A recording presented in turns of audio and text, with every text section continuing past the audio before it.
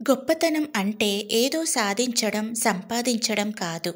మన మాటల వల్ల గానీ, చేతల వల్ల గానీ ఎవరికీ బాధ కలిగించకుండా ఉండటమే నిజమైన గొప్పతనం.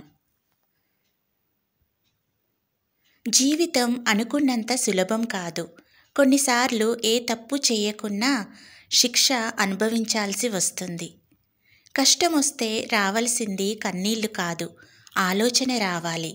ఆ కష్టాన్ని అధిగమించే మనోధైర్యం కావాలి. ఎదురు దెబ్బ తగిలినప్పుడు తొందరపడకు. కాసేపు ఆగి ఆలోచించు.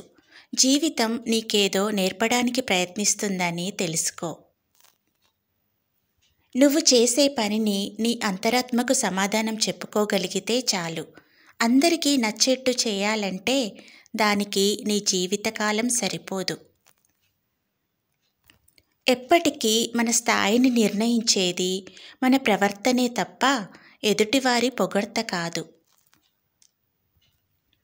ఎవరో నీ గురించి చెడుగా మాట్లాడిన మాటలు నీ పాదాలకు అంటిన దుమ్ముతో సమానం.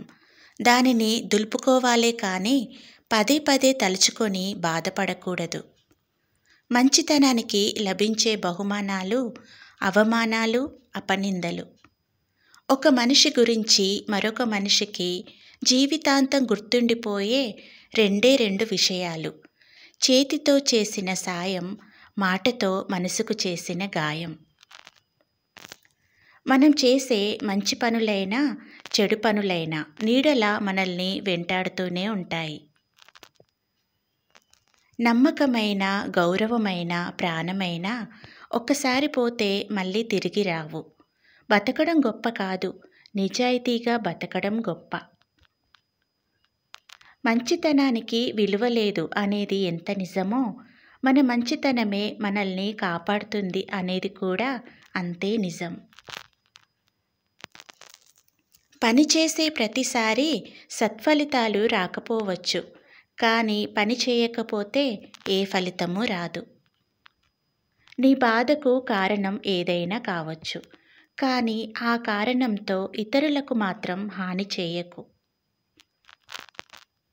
మనం ఎలా బ్రతకాలి అంటే, మనల్ని వదిలేసిన వారికి మనం గుర్తుకు వచ్చినప్పుడల్లా ఇంత మంచివాడిని ఎందుకు వదిలేశామా అని బాధపడేటట్లు బ్రతకాలి. మనది అని రాసిపెట్టి ఉంటే ప్రపంచంలో మనం ఎక్కడ ఉన్నా అది మన దగ్గరికే వస్తుంది. అది వస్తువైనా, మనిషైనా.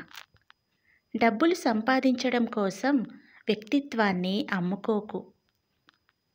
జీవితంలో మనం చేసే తప్పుల్ని గమనించేది ఇద్దరే, ఒకరు పరమాత్మ, ఇంకొకరు అంతరాత్మ.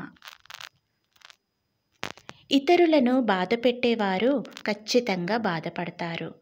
దాని నుంచి ఎట్టి పరిస్థితుల్లోనూ తప్పించుకోలేరు. నమ్మకం ఉంటే మౌనం కూడా అర్థమవుతుంది. నమ్మకం లేకపోతే ప్రతి మాట అపార్థమే అవుతుంది. అసూయతో బతికేవారికి సరైన నిద్ర ఉండదు. అహంకారంతో బతికేవారికి సరైన మిత్రులు ఉండరు. అనుమానంతో బతికేవారికి సరైన జీవితమే ఉండదు. ఎవరిని చులకనగా చూడకు. ఎవరికి తెలుసు, ఈరోజు నువ్వు తొక్కిన రాయి కూడా రేపు శిలగా మారి గుడిలో దైవంగా మారొచ్చు. మనిషి జీవితం కూడా అంతే. జీవితం అంటే ఒక సమస్య నుంచి మరో సమస్యలోకి ప్రయాణించడమే. ఏ సమస్య లేకుండా జీవితం ఉండదు. వెనక్కి వెళ్ళి మన గతాన్ని మార్చుకోలేకపోవచ్చు, కానీ ముందుకు వెళ్ళి మన భవిష్యత్తును మార్చుకోవచ్చు. నీ జీవితాన్ని మార్చేవాడు నీ ముందు అద్దంలో తప్ప ఎక్కడా కనిపించడు.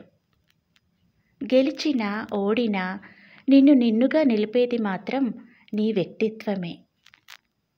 ఈ వీడియో మీకు నచ్చితే ప్లీజ్ నా ఛానల్ని సబ్స్క్రైబ్ చేసుకోండి. Thank you for watching.